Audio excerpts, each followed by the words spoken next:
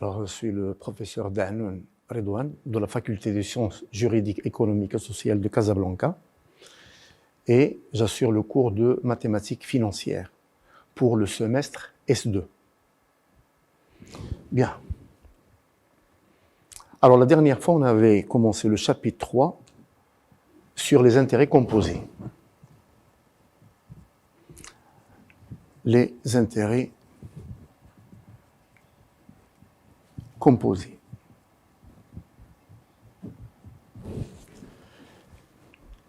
Je tiens à rappeler que tout ce que nous avons fait comme opération financière sur les intérêts simples, on va les refaire pour les intérêts composés. Toutes les opérations qui concernaient le court terme auront sa place sur le long terme. Un concept que nous avons étudié la dernière fois, c'était l'équivalence de deux effets. Alors, quand est-ce que deux effets, je divise le tableau en deux parties pour rappeler ce que nous avons fait pour l'intérêt simple et voir quel est son équivalent pour l'intérêt composé. Alors, pour l'intérêt simple, on avait dit que deux effets V1 et V2 sont équivalents si la valeur actuelle de V1 est égale à la valeur actuelle de V2. Ça, c'est le principe. Ce principe, comment nous l'avons écrit à intérêt simple? La valeur actuelle de V1 n'est rien d'autre que la valeur acquise moins l'intérêt, qui n'est rien d'autre que V1 fois la durée N1 fois T sur 36 000. Donc, toute cette expression, ça se lit valeur actuelle de l'effet 1. Cette valeur actuelle est égale à la valeur actuelle du second effet, qui n'est rien d'autre que V2 moins V2 N2 T sur 36 000. Je rappelle que les deux effets doivent être escomptés au même taux. Alors, ce même principe, on va l'appliquer pour l'intérêt composé. La formule, ça sera valeur actuelle de V1 égale à valeur actuelle de V2. Or, comment on écrit valeur actuelle de V1 à intérêt composé? La valeur actuelle, c'est la valeur acquise, facteur de 1 plus I à la puissance moins N1, la durée. Donc, la durée à intérêt simple, nous l'avons écrit avec une lettre capitale, intérêt composé avec une lettre minuscule, égale toujours à la valeur actuelle de V2, qui va s'écrire V2, facteur de 1 plus I à la puissance moins N2. Donc, ces deux formules qui, en apparence, sont différentes, ne représentent qu'un même concept. C'est l'égalité entre deux valeurs actuelles. Là, c'est l'expression de la valeur actuelle à intérêt simple, alors que là, c'est l'expression de la valeur actuelle à intérêt composé. Mais les deux formules représentent le même concept. Aussi, nous avons vu comment remplacer plusieurs effets par un seul ou un seul par plusieurs. Et là, c'est la formule qui apparaît sur la diapo 37.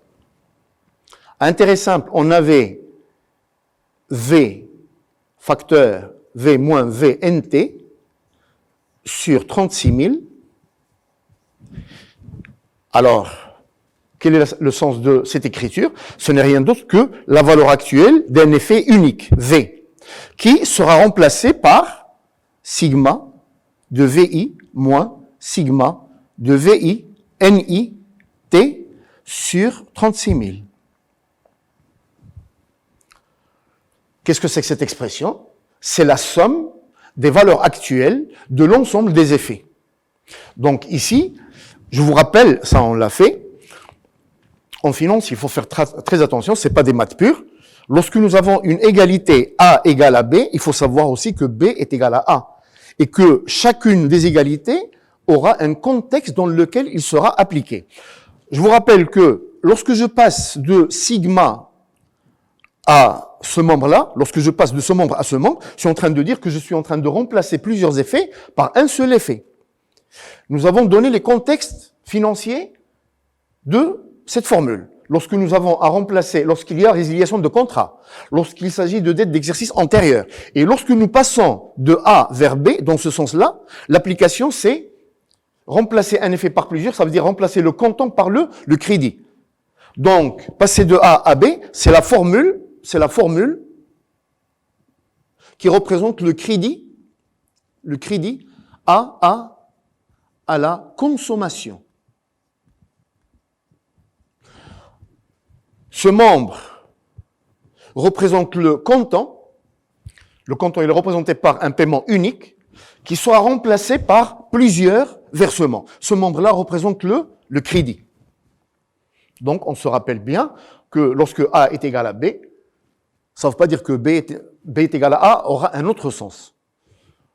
B égale à A, c'est remplacer plusieurs effets par un seul. J'ai donné les détails de ça en amphi. Et lorsque je remplace un par plusieurs, c'est le cas du crédit. Je remplace un paiement unique par plusieurs paiements. Quel est l'équivalent de cette formule à intérêt composé? Il suffit d'écrire la valeur actuelle de l'effet unique. La valeur actuelle de l'effet unique, c'est V facteur de 1 plus I à la puissance moins N. Ça, c'est la valeur actuelle à intérêt simple. Ça, c'est la valeur actuelle à intérêt composé. Qui est égal à quoi? Qui est égal à la somme. C'est toujours le même principe sur J, qui va de 1 jusqu'à N, des valeurs actuelles de chaque effet VI. Donc, la valeur actuelle d'un effet VI, c'est VI facteur, c'est VJ plutôt, facteur de 1 plus I à la puissance moins NJ. Donc, l'équivalent de cette formule à intérêt simple, c'est celle-ci, qui va apparaître sur la formule 39. Remarque, cette formule, ça se lit uniquement dans ce sens. Ça veut dire quoi? Ça veut dire qu'à intérêt composé, je peux remplacer plusieurs effets par un seul. Et cette partie-là, à intérêt simple, qui était de remplacer un effet par plusieurs qui représentaient le crédit, n'a pas son équivalent à intérêt composé. Le crédit à intérêt composé, on va le voir au niveau du chapitre 5. Sa formule est complètement différente de celle-ci. Donc on ne peut pas toujours calquer le même concept et passer de l'intérêt simple à l'intérêt composé. À retenir, s'il vous plaît, que je peux donner l'équivalent de remplacer plusieurs par un seul, que voici, mais remplacer un par plusieurs n'a pas son équivalent à intérêt composé. L'équivalent du crédit à long terme, on va le voir au niveau du chapitre 5. Alors maintenant, une application. Alors je rappelle la formule, c'est V facteur de 1 plus I à la puissance moins N est égal à VJ facteur de 1 plus I à la puissance moins NJ avec le symbole de sommation sigma qui va de 1 jusqu'à N. Bien. L'application, c'est uniquement pour vous entraîner à faire les calculs sur le fichier Excel. Parce qu'on ne fait pas les calculs à la main. Une fois que vous allez travailler en entreprise, on n'aura pas à faire des calculs à la main. Il faut s'entraîner à utiliser le fichier Excel. Alors, on va supposer que nous avons, ce n'est qu'un exemple pédagogique, VJ, on va supposer que nous avons 3 effets. 1, 2, 1000 dirhams. Même les montants ne correspondent pas aux intérêts composés, mais uniquement pour simplifier, vu les conditions sur lesquelles nous sommes en train de travailler. Imaginez que nous avons un deuxième de 1500 et un autre de 3000. NJ, la durée. La durée, ça sera par exemple de 2 ans, 3 ans et 4 ans. S'il vous plaît, ne faites pas le lien entre le montant et la durée. Ce n'est qu'un exemple pédagogique. Alors, le taux, qui doit être le même, I, imaginez que c'est 3%. Et le principe de l'équivalence entre effets, c'est de les escompter tous au même taux. C'est pour ça que le taux ne varie pas. Là, sur Excel, on va calculer le 1 plus I à la puissance moins NJ. Il va vous donner, donc ça sera 1,03 à la puissance moins 2.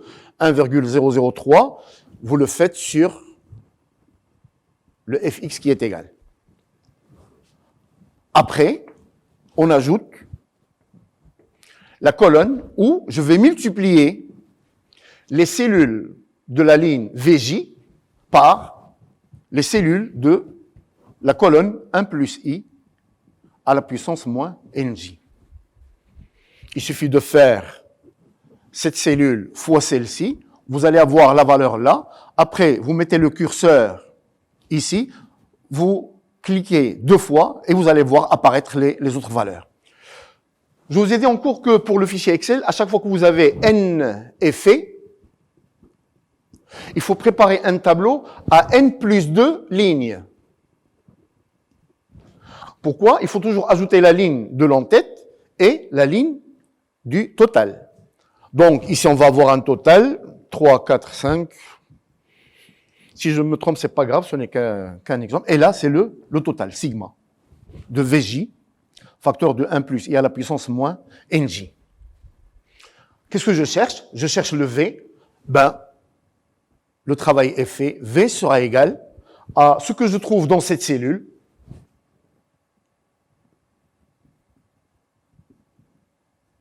divisé par le 1 plus i à la puissance moins n. Et voici la valeur de l'effet de remplacement de ce groupe d'effets.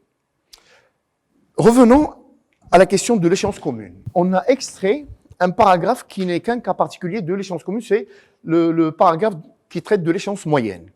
Alors, c'était quoi l'échéance moyenne? À intérêt simple, on avait vu que V moins VNT sur 36 000 était égal à sigma de VI moins sigma de VI NIT sur 36 000. À retenir, s'il vous plaît, que lorsque nous avons à remplacer plusieurs effets par un seul, je donne un exemple. Imaginez que je vous dois 100 dirhams, que je dois vous payer d'ici un mois. Je vous dois 200 dirhams que je dois vous payer d'ici 2 mois. Et 300 dirhams d'ici 3 mois. L'échéance commune, c'est dire remplacer ce groupe de 3 effets par un seul effet. V est égal à combien? Ce que nous avons fait, c'était de chercher la valeur de V, mais en précisant, en fixant la valeur de l'échéance. Ça, c'était fixé, l'échéance. L'échéance était fixée. Bien. Ça donne 2 cas. Si je vais tarder à vous rembourser la totalité de ces effets, ça veut dire que je vais dépasser le cap de 3 mois. Ben, c'est clair que le V sera strictement supérieur à 600. Qu'est-ce que c'est que 600? C'est le total de l'ensemble des effets. Et si jamais l'échéance fixée est inférieure à ces 3 mois, donc je vais vous payer un effet de valeur nominale strictement inférieur à 600. Donc, je résume. Lorsque je fixe l'échéance de l'effet unique, nous savons que l'effet de remplacement aura une valeur qui sera soit strictement supérieure à la somme, soit strictement inférieure à la somme. Ça dépend, est-ce qu'on va tarder à vous payer ou bien on va avancer ce paiement. Le paragraphe de l'échéance moyenne, c'est quoi? C'est de traiter le troisième cas. C'est de fixer V et de chercher N. Alors V sera fixé à combien? Ben, exactement au total. Maintenant, V sera égal à sigma 2 de VI. Donc, je vais vous payer exactement la somme. Je vous devais 100, 200, 300, alors je vais vous payer les 600. Question, quand est-ce que je vais devoir le faire? Pour cela, on va partir de l'équation qui nous donne l'échéance commune. Le cas particulier que nous traitons, c'est que V est égal à sigma de VI. À rappeler que lorsque A plus B est égal à A plus C, ça fait que je peux simplifier par A. Et je prends ma brosse. Je rappelle que lorsque V est égal à sigma de VI, ça veut dire que j'ai le droit de simplifier par sigma de VI. C'est un V et là c'est un V.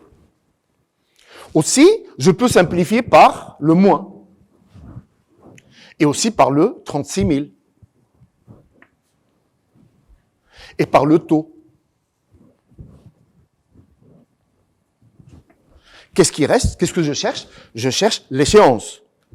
Et l'échéance maintenant N est égale à, comme vous voyez, à sigma de VI NI sur V. Or, V est égal à sigma de VI.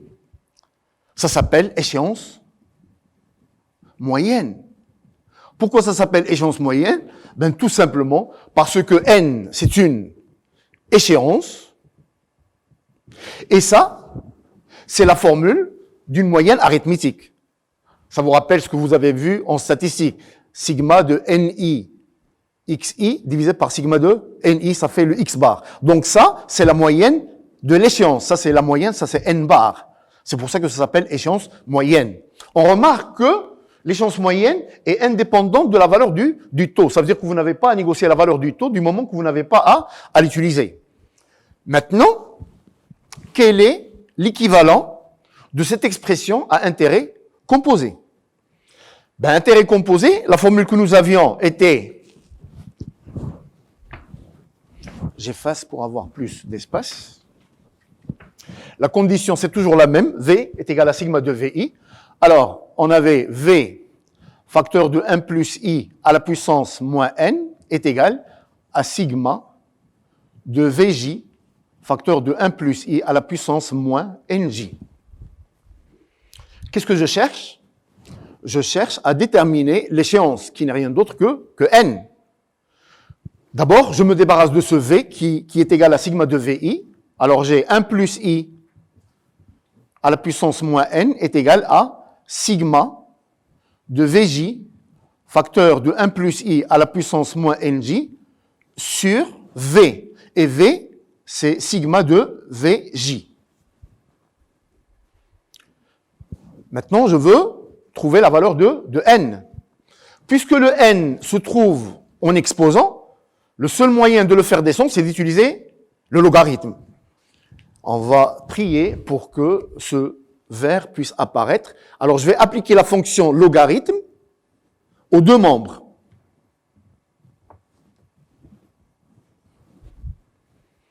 Pourquoi j'ai utilisé le log?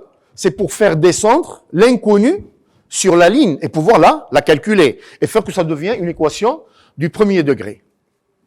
Alors, le log fait descendre l'exposant et ça va devenir moins n, il descend, moins n, ln, logarithme de 1 plus i, qui est égal à ln de toute cette expression, sigma de Vj, 1 plus i à la puissance moins nj sur sigma de Vj.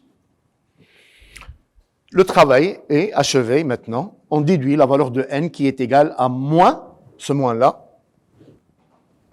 et le second membre qui est ln, sigma de Vj, facteur de 1 plus i à la puissance moins nj sur sigma de Vj, divisé par ln de 1 plus i. Donc ça, c'est l'échéance moyenne à intérêt composé. Je vous rappelle, son équivalent à intérêt simple, c'était n, qui était égal à sigma de VI NI sur sigma de VI. Cette formule paraît compliquée, mais les apparences sont trompeuses. C'est le même concept, c'est de vouloir remplacer un effet par un autre, tout en connaissant que la valeur nominale est égale à la somme des valeurs nominales de l'ensemble des effets, et on cherche à déterminer le quand, l'échéance de cet effet. Bien. Alors maintenant, on va entamer le chapitre 4. Le chapitre 4, il a comme titre les annuités. Les annuités. Ça, c'est un chapitre, je tiens à préciser la chose suivante. Ceux qui veulent faire finance, c'est clair, ils vont l'utiliser. Et ceux qui sont à vocation marketing, gestion des ressources humaines, ils doivent savoir que ce chapitre, ils vont l'utiliser dans leur vie quotidienne. Parce qu'un jour, ils auront à demander un crédit auprès de la banque, ou bien un organisme de crédit. Et ils seront amenés à faire des placements pour leurs enfants. Et la question qu'on se pose, est-ce que la banque se trompe? Beaucoup de personnes disent non, c'est faux. Remarquez la chose suivante, c'est lorsque vous faites rentrer votre carte guichet dans un guichet automatique et vous demandez le ticket, au bas du ticket, il y a écrit « Votre solde est de sauf erreur ou omission ». Ça veut dire que la banque, personne morale, se donne le droit d'omettre des écritures et de se tromper, sauf erreur ou omission. Par conséquent, nous faisons confiance à notre banque, mais la confiance n'exclut pas le contrôle. Ça veut dire que je dois revoir toutes les écritures qui sont passées et faire les calculs pour voir est-ce que mon solde est égal à celui que la banque m'a avancé. Alors, les annuités. Que veut dire annuité? Annuité, c'est un mot qui a deux sens. Il a un sens général, ça veut dire des versements périodiques. Des versements périodiques. À la fin de chaque période, j'effectue un versement. Ben, ces versements s'appellent annuités. Le sens particulier, c'est lorsque je vais préciser la période. La période peut être l'année. Je peux faire des versements, par exemple, au début ou bien à la fin de chaque année, ou bien semestre, ou bien trimestre, ou bien mois. Eh bien, lorsque la période est l'année, l'annuité garde le même nom et ça s'appelle encore annuité. Mais lorsque la période est le semestre, l'annuité change de nom et devient semestrialité. Et lorsque la période c'est le trimestre, ben c'est clair, ça sera trimestrialité. Et lorsque c'est des mois, l'annuité sera appelée mensualité. Donc, quand je dis annuité, au fait, je ne sais pas de quoi je parle. Est-ce que ce sont des versements périodiques ou bien c'est des versements qui sont faits à la fin de chaque année? Si je précise la période, je vais utiliser ces quatre termes. Annuité, lorsque les versements se font par année. Semestrialité, lorsque les versements se font par semestre. Trimestrialité par trimestre et mensualité par mois. À quoi servent ces annuités? Comme vous allez le voir sur la diapo 42, les annuités, on les utilise dans trois contextes. Le premier, c'est lorsque je veux constituer un capital. Vous êtes jeune, vous avez 26 ans, vous commencez à travailler, vous voulez acheter une voiture, vous voulez surtout une maison. Vous n'avez pas les fonds pour acheter cette maison. La banque ne peut pas vous accorder le crédit directement, il vous demande une avance. Cette avance, vous allez la constituer après, par exemple, 5 années de dépôt. Je continue? Deuxième utilisation, de toute façon, la séance prochaine, je vais reprendre tous ces concepts. Si vous voulez rembourser un emprunt, ce chapitre va nous permettre de voir comment je peux rembourser un emprunt à intérêt composé. Et ce qu'on va pas voir maintenant, ça on va le voir en master, comment rentabiliser un investissement. Ben voilà, je m'arrête là. La suite, ça sera pour la séance prochaine, Inch'Allah. Merci de votre attention.